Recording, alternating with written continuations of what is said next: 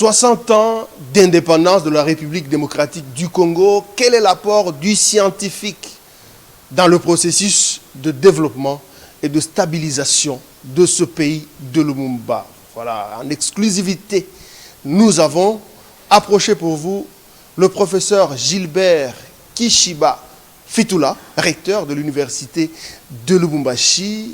Il est en mission ici à Kinshasa. Il a participé au 50e anniversaire de vie sacerdotale et de vie de formation de la jeunesse, des jeunes universitaires du Congo-Kinshasa. Le tout premier recteur noir de la RDC et de l'Afrique, c'est Monseigneur Chibangu Tshishikou Tarsis, qui a fêté ce jubilé à travers une séance académique. Voilà, on a réussi quand même à mettre la main sur le recteur de l'université de Lubumbashi, le professeur Gilbert Kishiba Fitula. Vous êtes ici à Kinshasa, vous vous déplacez rarement, monsieur le recteur.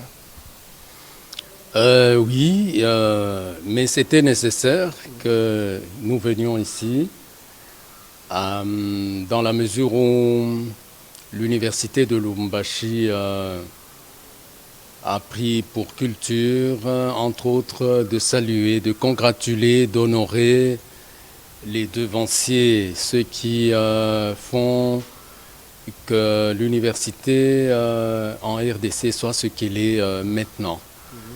Ceux-là qui ont agi à notre égard comme des Jean-Baptiste, ils ont balisé les chemins pour que les générations d'aujourd'hui soient plus sécurisées et s'engagent dans la mesure du possible et du plus possible dans la qualité de la recherche, de l'apprentissage, de la formation pour mieux rendre service à la société.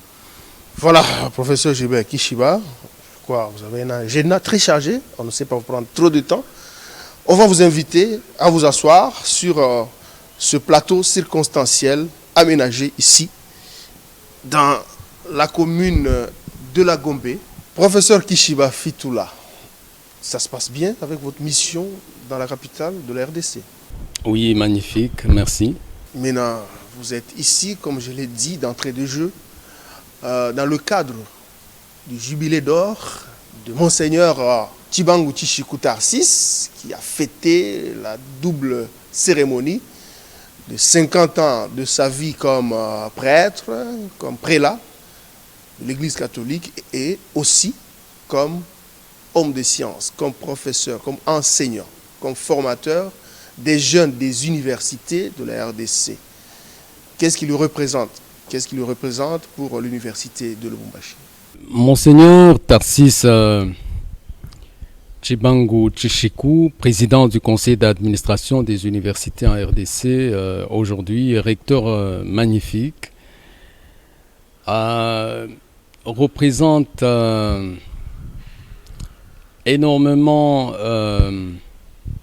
de choses. Mais au-delà de cette représentation, il y a l'homme, il y a la société, il y a le destin.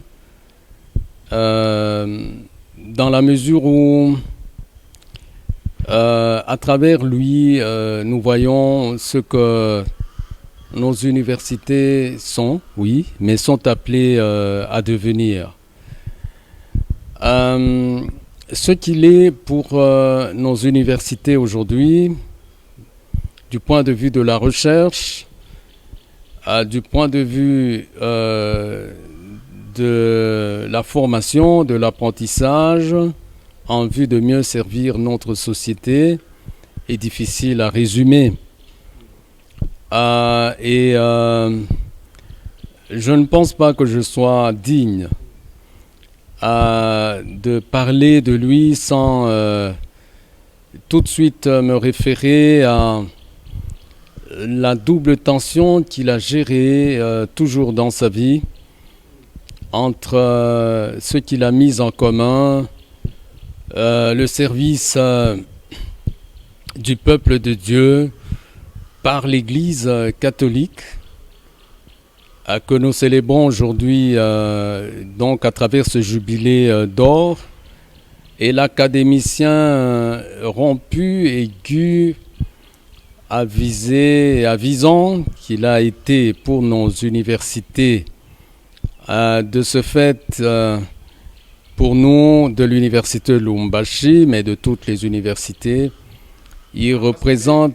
Aussi, je peux le relever ici, le professeur Monseigneur Tshibangou Tshishikou est aussi président du conseil d'administration des universités de la RDC. Exactement. Et donc, il représente cette possibilité pour chacun d'entre nous d'être citoyen en République démocratique du Congo, mais de se laisser inspirer, mouvoir par le spirituel. Il n'y a pas de... Le terme que vous utilisez est excessif dans la mesure où une société a pour valeur aussi de reconnaître comme de récompenser les dignes fils, ses héros, et c'est-à-dire des personnalités qui, contre vents et marées, selon les tensions des temps et des espaces, ont su prévaloir des valeurs de construction de la RDC. Ils sont citoyens, concitoyens, patriotes et compatriotes en même temps de nous tous. Et il est indiqué de les congratuler et de le reconnaître. L'université de Lubumbashi, disais-je, a pour culture aussi de saluer les devanciers. Vous êtes informé du fait que tout dernièrement, l'université de Lubumbashi a salué et a congratulé les professeurs émérites. Il s'agit d'une grappe de 20-25 personnalités, entendu aussi ceux qui nous ont précédés dans l'au-delà. L'université de Lubumbashi a octroyé des honoris causa à plusieurs dignes fils de ce pays et même d'ailleurs, entre autres le professeur Théophile Obenga, en passant au professeur Ndaiwel. Ils ont salué le recteur honoraire Kilanga Musinde, le professeur Takizala, le père Léon de Saint-Moulin a été salué aussi à l'université de Lubumbashi, etc. Et donc, professeur Kishiba, puisque nous oui, parlons du développement, la part du scientifique congolais après l'indépendance, vous vous êtes impliqué et vous avez organisé, je crois, plusieurs assises, des colloques pour la COP 21, pour l'équilibre climatique, pour la stabilité du climat en Afrique, en RDC. Et vous avez même invité, il n'y a pas longtemps, le professeur Tshibangou Tshishikou. Qu'en est-il exactement? Qu'est-ce que l'opinion peut retenir de cette démarche que vous avez eu à mener jusque-là? Tiens, l'université de Lubumbashi a organisé, il y a quelque temps, un colloque international sur population et environnement.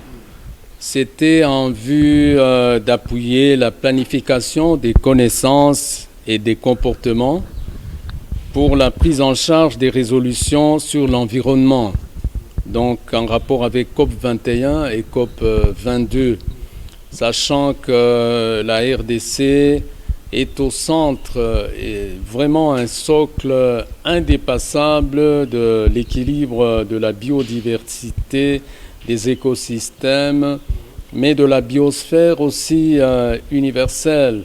Et dans ce cadre-là, les universités se mettent ensemble en vue de trouver les moyens nécessaires en termes d'apport en vue de non seulement protéger disons, ces écosystèmes à travers, entre autres, le massif forestier de la RDC, qui est le plus imposant d'Afrique, et donc, mais en même temps, oui, bien après sûr, l'Amazone. Oui. Encore que là, vous apprenez qu'il y a des menaces. Il y en aurait en RDC que justement, ça serait l'occasion de mobiliser à travers les universités les moyens possibles, disais-je, en vue de réclamer à l'humanité des contreparties et des adéquations, y compris financières, pour l'apport incontournable de la RDC à tous ces équilibres. C'est comme ça que nous avions organisé ce colloque. À l'occasion, donc, nous avions dédié ces grandes réflexions à caractère universel et les apports sont venus de partout. À Monseigneur Tarsis Chibangu Chichiku, président du conseil d'administration, nous écrivions ceci en dédicace pour son apport incontournable à l'égard des universités et des étudiants en RDC et ailleurs. Par son dévouement sur ce champ, ils seront le sel de la terre et la lumière du monde. Ce qu'il a apporté mérite justement que à l'occasion de ce jubilé, que lui soit octroyé pas seulement les congratulations, mais qu'il y ait la désignation, la dénomination d'un prix à son honneur, en hommage à cet apport. Justement, vous pouvez avoir par ailleurs des prix comme Mérieux, des prix Nobel, etc. Les scientifiques et les chercheurs de la RDC peuvent aussi s'accrocher justement en termes de mérite à cette symbolique-là. Et le colloque avait été aussi, désigné comme devant saluer particulièrement le Père Léon de Saint-Moulin, et la dédicace prévoit pour son engagement indépassable dans la compréhension et la résolution des défis des populations en République démocratique du Congo. Et si vous interrogez l'histoire des universités en RDC et même de la science tout simplement contemporaine, vous constaterez que le binôme ici, Monseigneur Tarsis Chibangu Chichiku, recteur magnifique, et le révérend Père Léon de Saint-Moulin, on peut en citer d'autres, le Père, le chanoine Pleuveutz, et qui a préféré être enterré en RDC alors qu'il est mort, il est décédé en Belgique, voilà des compatriotes. Mais bien Mentalement sûr, congolais. alors, mais bien sûr, alors toute cette ressource rare, et des fois c'est des personnalités, des repères qui connaissent mieux le Congo que nous-mêmes. Et donc en ce moment-là, puisque vous parliez de l'apport de l'intellectuel, que dis-je, donc des enseignants, des universités en RDC, il faut que nous soyons heureux d'avoir de la ressource humaine quand même de qualité en RDC. Autant nous avons 3-4 universitaires autour des années des indépendances, autant aujourd'hui on a plutôt une démographie fort galopante de la ressource humaine de qualité en RDC, qui exige bien sûr que nous puissions insister sur la qualité de la formation, de la recherche. Bon, vous organisez des colloques pour donner votre part à la société. On a vu vraiment ces assises sur la biodiversité pour ressortir la place de la RDC pour l'équilibre de l'écosystème mondial. Parmi les résolutions que vous avez prises, on peut en connaître quelques-unes. Les résolutions concernent immédiatement ou d'emblée l'université de Lubumbashi. Voyez-vous, nous avons acquis 8000 hectares de foncier pour la possibilité de construire, pourquoi pas, une nouvelle université, là, nous appelons ça dans nos projets Unilou 2. Alors c'est un écosystème à protéger parce que là est située la source de la rivière Lubumbashi qui a donné son nom à la ville de Lubumbashi. Et il fait très beau. Y avez-vous déjà été? Pas encore.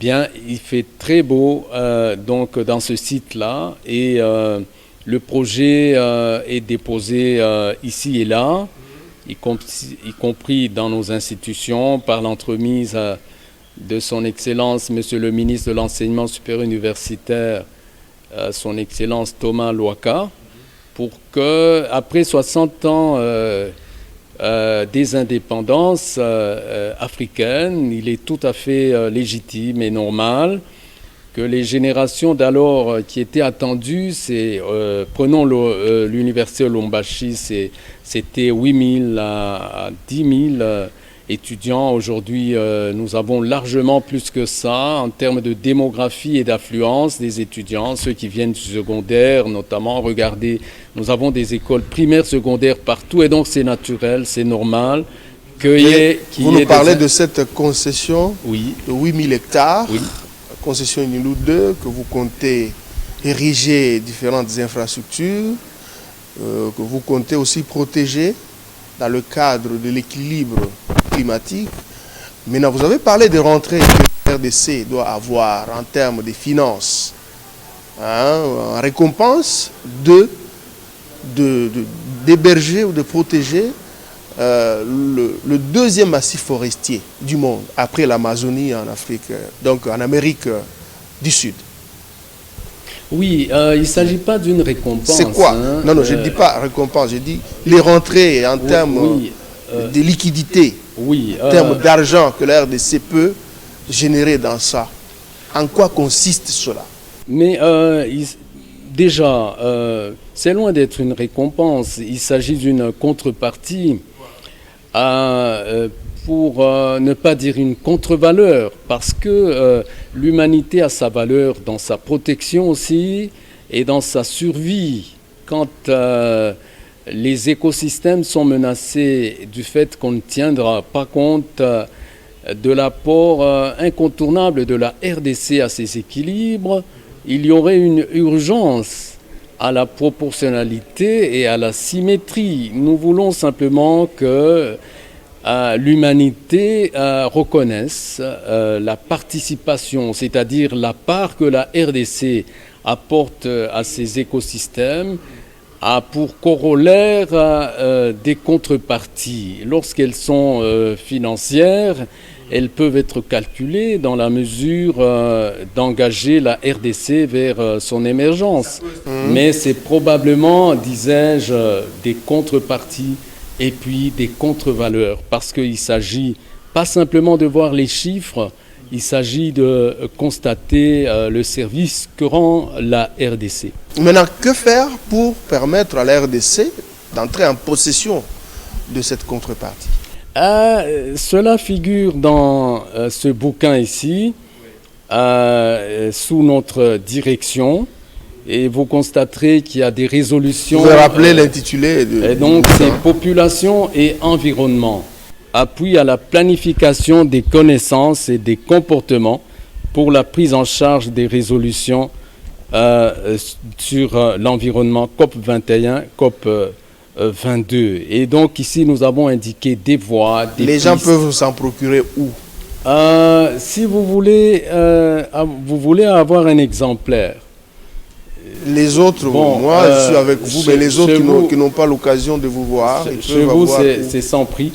Mais vous pouvez le commander à partir de l'endroit où nous sommes. Nous pouvons vous le faire parvenir si vous êtes de Kinshasa. Mais autrement, on trouve ça à la librairie de l'université de Lubumbashi ou bien à l'Unilou Print. Parce que nous avons, oui, une très bonne imprimerie que dirige le professeur, le doyen Amour Impala, donc en lui écrivant aussi, ainsi que le professeur Guillaume Funkwa, le directeur des bibliothèques de l'Unilou, vous pouvez avoir ce bouquin. Maintenant, vous avez donné ce bouquin qui retrace l'ensemble des productions scientifiques de ce colloque. Et aussi, vous avez fait des propositions au gouvernement pour permettre au pays d'entrer en possession de cette contrepartie en termes de liquidité, en termes d'argent. Vous êtes à quel niveau avec le ministère le gouvernement de la République, particulièrement le ministère de l'Environnement? Bien, nous avons engagé évidemment notre apport, quitte à ce que le plaidoyer au compte des contreparties dont est question pour l'intérêt de la RDC soit pris en compte. Justement, il reste que ces résolutions et notre rapport fait son parcours, et certainement que les ministères tiennent compte de toutes ces résolutions et ces propositions. Nous n'allons pas tordre le bras à tous ces intervenants pour que nous puissions mesurer leur vitesse, l'essentiel étant que nous ayons fait notre part. Vous avez fait votre part. Bon, vous vous limitez à la production scientifique, vous êtes dans la formation de la jeunesse, dans la formation des jeunes de l'élite congolaise. Ça fait plusieurs décennies que vous êtes professeur. Êtes-vous fier de vos produits au sein de la société? De faire sa part le plus possible et le mieux possible que peut nous permettre disons, la grâce d'être là, c'est-à-dire d'être présent dans les attentes de chaque étudiant, parce que nous supposons que chaque étudiant est une ressource humaine unique et merveilleuse. Et dans ce cadre-là, on est toujours fier de rencontrer tel qui est devenu son excellence, honorable, ainsi de suite. Et donc qui assume des hautes responsabilités aujourd'hui. Regardez que de Kassapar dans nos gouvernements. Là, vous pouvez citer Maître Roubaix-Roy, professeur Mova Sakani, professeur Mbuyu Luyongola. Voilà, dans la séance scientifique. Honorable Chadari. Voilà. Dans la séance scientifique, et bien d'autres. Là, il s'agit de la crème politique. Voilà. Mais on peut aller dans. Voilà, avant de continuer, je vous ai vu. Oui. J'ai vu le ministre lors de la séance scientifique. En mémoire, en rapport avec le jubilé d'or de Monseigneur Tibangu Tshiku. Je vous ai vu, j'ai vu le ministre délégué à la Défense, ministre chargé des anciens combattants, Sylvain Mutombo, vous embrassez avec beaucoup d'affection, beaucoup d'amour. Ça vous fait quoi quand vous rencontrez des anciens étudiants haut placés comme ça? Oui, c'est que le destin de l'homme est insondable. C'est ainsi que chaque rencontre devrait faire en sorte qu'il soit possible pour l'instant, pour ce temps-là, d'être en mesure de se propulser dans le savoir, dans le savoir-faire, dans le savoir-être, dans le savoir-devenir. C'est probablement ce que retiennent le plus les étudiants qui passent par nos mains. Et tôt ou tard, ils se souviennent que, comme on dit dans une langue africaine de chez nous, voilà la langue Bemba, vous pouvez traduire pour permettre à ceux qui nous suivent de saisir au moins quelque chose. Mais oui, celui qui vous a conduit pendant la nuit, on l'acclame quand il fait jour. Donc à l'aube, on peut le remercier. Pour dire aussi en Swahili, Mama Unibebe Mitakubebaka. Mama unipape mitakupapa. Ça signifie que, vous comprenez, non? Oui, donc maman, voilà. prends-moi, un jour aussi je vous serai utile. Exactement, donc je vais pour dire... vous retourner l'ascenseur. Exactement, et donc c'est du plus petit qu'on peut tirer le plus grand. Et le plus petit n'est pas insignifiant tant qu'on sait que c'est de la graine que viendra l'épi de maïs. Voilà, professeur Kishiba, êtes-vous vraiment... Vous vous sentez à l'aise? Vous avez évoqué l'après-indépendance, les universités étaient à compter au bout des doigts, hein. Mais aujourd'hui, on en a des milliers que vous produisez. Avec la situation, vous voyez vraiment qu'ils participent à la stabilité, au développement de ce pays, où ils ont carrément échoué. On ne parlerait pas d'échec si vous-même, tel que vous vous présentez, ne vous sentez-vous pas dans la peau vraiment d'une élite? Élite, ça signifie que vous êtes en mesure de conduire ce pays à partir de vous-même vers un peu plus de fraternité, d'amitié, de bonheur, justement de savoir-être et de savoir devenir. Il faut regarder les choses, on dirait, en profondeur. Il se pose aujourd'hui par rapport à la ressource humaine, comme elle est produite dans nos universités. C'est une démographie imposante qui attend évidemment en contrepartie l'emploi.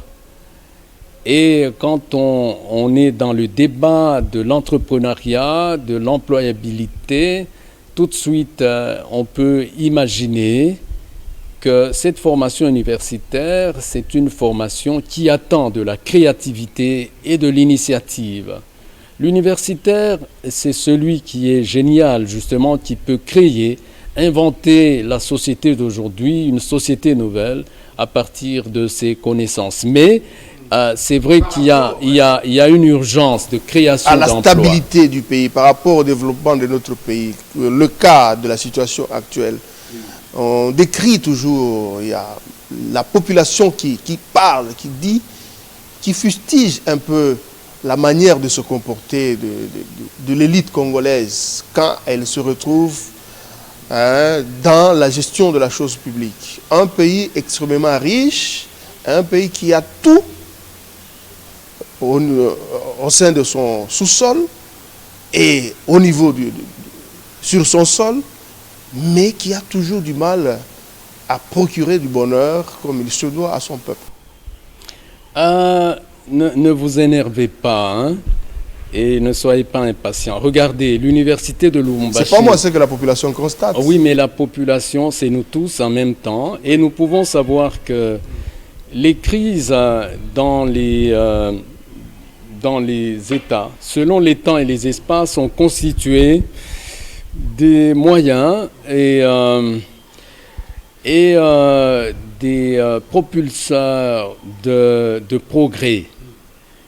Et les crises sont une opportunité si on prend conscience des exigences qu'elles imposent, qu'elles sollicitent pour que les gens se mettent ensemble, qu'ils s'acceptent complémentaires au-delà de leur diversité ou de leurs différences, de religion, de race, de province, pour la mise en commun en vue de la mise en valeur. Donc, nous optons pour le fait que, disons, l'intelligentsia en RDC est en train de fournir les efforts possibles pour la cohésion nationale et pour la proportion qu'il faudra pour la mise en valeur de tout ce que nous avons comme c'est vrai vraiment, parce qu'on voit quand un professeur, quand une élite a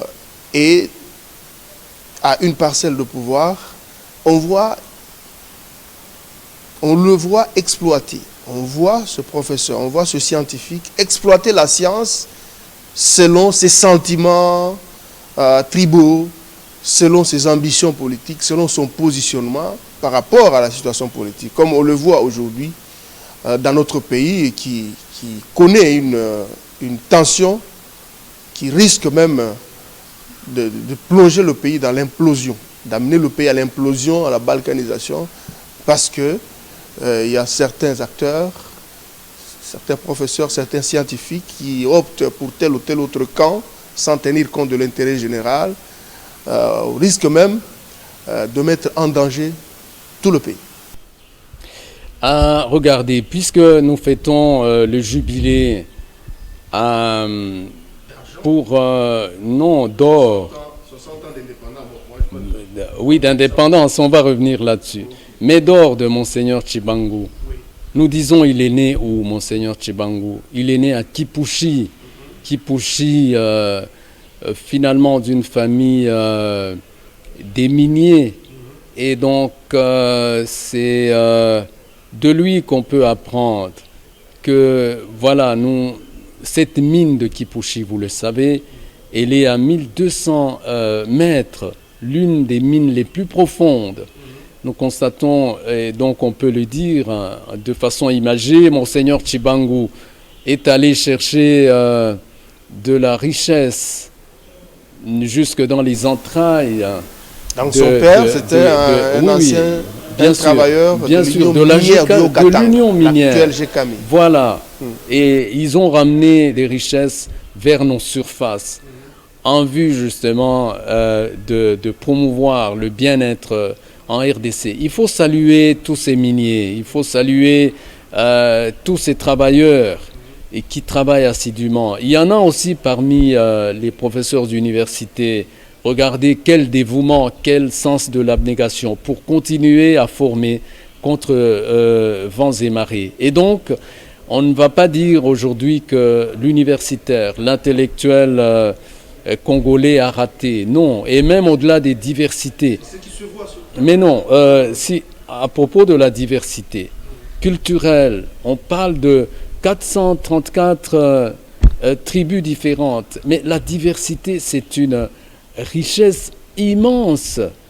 Et donc, si on y ajoute l'ingrédient complémentarité, qui cette fois-ci devient urgent et devient incontournable pour l'émergence de la RDC. Et donc, les intellectuels, évidemment, sont appelés les premiers à conduire, à être lumière du monde et celle de la terre, parce qu'on n'allume pas la lampe pour la mettre sous le boisseau ou sous l'escabeau, plutôt on la met en exergue pour qu'elle éclaire et conduise. C'est la nature même des universités.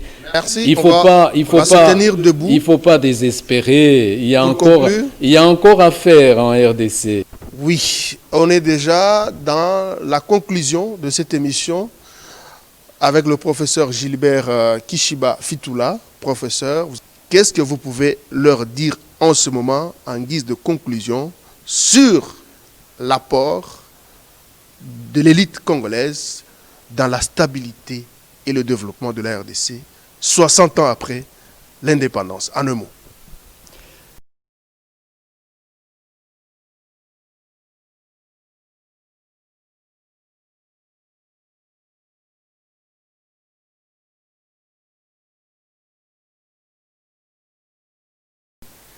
Dans ce tournant du savoir, du savoir-faire, du savoir-être, du savoir-devenir. C'est là, puisque nous congratulons Monseigneur Tarsis Tshibangou Tshishikou, recteur magnifique, pour son jubilé d'or. Nous voulons simplement avoir à l'esprit ce qu'il dit lorsque on lui demande où avez-vous trouvé les forces pour tenir, pour avancer et pour faire avancer. Il dit ceci: un grand fait de ma vie a été l'appel qui m'a été lancé par Dieu, par les hommes et par les circonstances, pour que de l'intérieur je prenne part de très près à la construction temporelle du monde. En mon pays, le Congo, en Afrique, dans le monde, à travers l'Église chrétienne. Je sollicite de nous tous d'être davantage et à nouveau des frères, des amis, à nouveau dans le cohésif, dans la cohésion nationale. On l'a senti, hein? Vous êtes professeur, vous avez vanté les mérites du professeur Tshibangou Tshishikou. Il y en a qui s'étonnent, hein? Le Katanga, un professeur katangais qui s'est déplacé, qui vient faire des éloges à un professeur du Grand Kasaï, pendant que actuellement on voit comme si vous êtes en rivalité. Mais non, mais nous vous avons dit... Les peuples, on dirait, il y a une rivalité en sous-main, une rivalité qui se couvre derrière cette tension politique. Mais non, mais il est né où, Monseigneur Tshibangou, à Kipushi. Et comme nous l'avons dit, on ne cessera jamais de poursuivre l'enfance qu'on a été. Et de toute façon, regardez l'anthropologie en RDC, y compris du point de vue de la linguistique. Lorsque vous voulez supplier le Seigneur de déverser ses grâces sur la RDC, vous dites les a, les sa. Les sa, c'est en Kilamba, en Kibemba. Les a, c'est en... Les langues du Haut-Katanga. Oui, les langues, oui, mais ça vient jusqu'ici. Et lorsque vous voulez dire Amenshi, c'est l'eau. Même. Maï. Et donc, nous sommes communs, devenons communauté. Merci. Merci. Merci, professeur. Merci également, chers téléspectateurs, de nous avoir suivis. Je crois que vous avez été édifiés par l'intervention du professeur Gilbert Kishiba Fitoula. Il est recteur de l'université de Lubumbashi. Il est venu avec son équipe, dans son équipe, une forte équipe, on a vu, l'abbé Nora et tant d'autres qui l'ont accompagné dans cette mission. Voilà, je termine par ceci, restons unis. Notre dénominateur commun, c'est la mère patrie. Ne détruisons pas ce que chacun a pu construire dans son secteur pour que nous en arrivions là. Ce que les pères de l'indépendance ont fait pour qu'on en arrive là, il ne faut pas qu'on détruise cela par nos égos, par nos ambitions personnelles, au risque que la progéniture crache sur nos tombeaux. Et ça sera très mal, ça va entrer dans le mauvais côté de l'histoire, c'est pas bon. J'invite tout le monde au sursaut patriotique pour protéger ce pays et privilégier la paix et la stabilité de cet héritage que l'Éternel a donné, nous a légué. Merci de nous suivre, nous sommes Télé 50, restez avec nous.